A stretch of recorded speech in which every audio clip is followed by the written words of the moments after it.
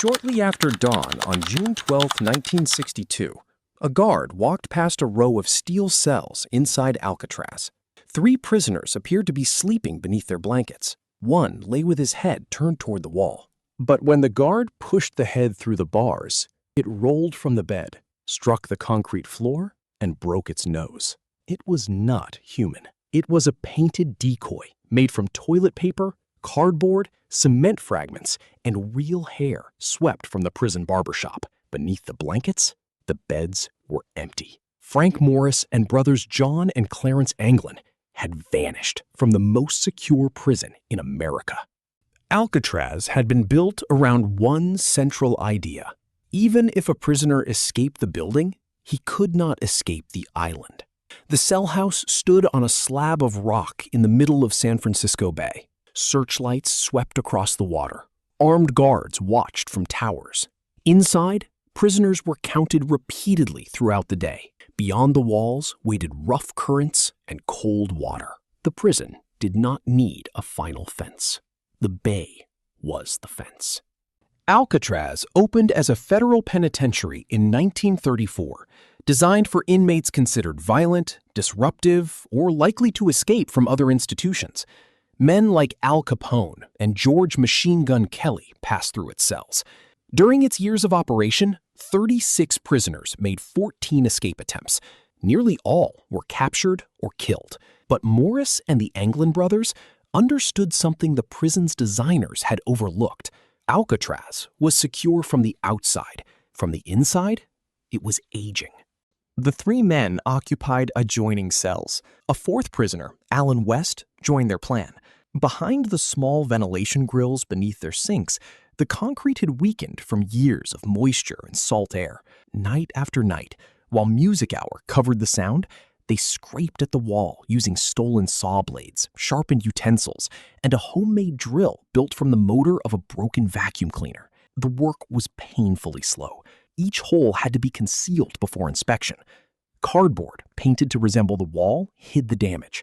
Guards walked only a few feet away, unaware that the prisoners were quietly cutting doorways behind their sinks. Beyond those holes was an unguarded utility corridor. Once inside, the men climbed pipes toward the empty space above the cell block. There, hidden almost directly over the guards, they created a secret workshop. They stitched together more than 50 stolen raincoats, sealing the seams against hot pipes to construct life vests and a rubber raft roughly 6 feet wide and 14 feet long.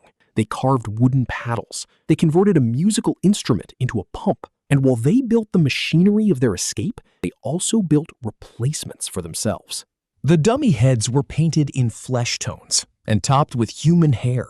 At night, they placed them on their pillows so guards making routine rounds would see nothing more than sleeping prisoners.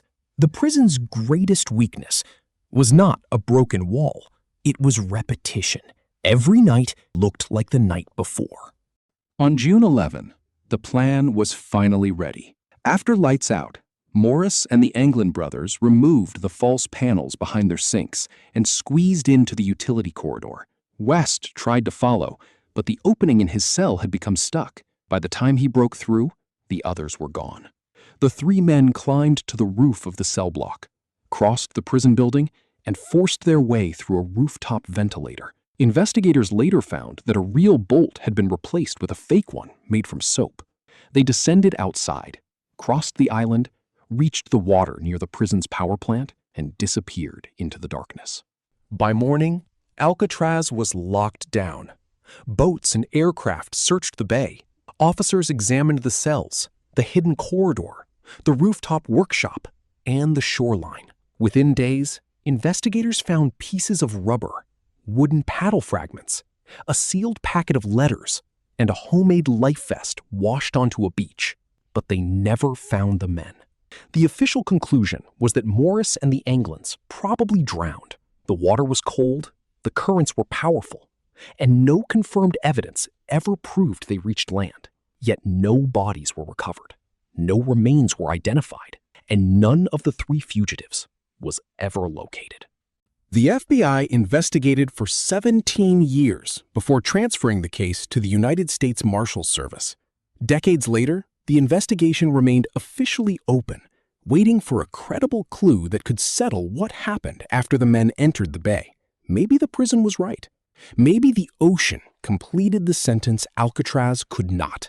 Or perhaps 3 men floated into the darkness, reached the mainland, changed their names, and spent the rest of their lives watching the island from a distance.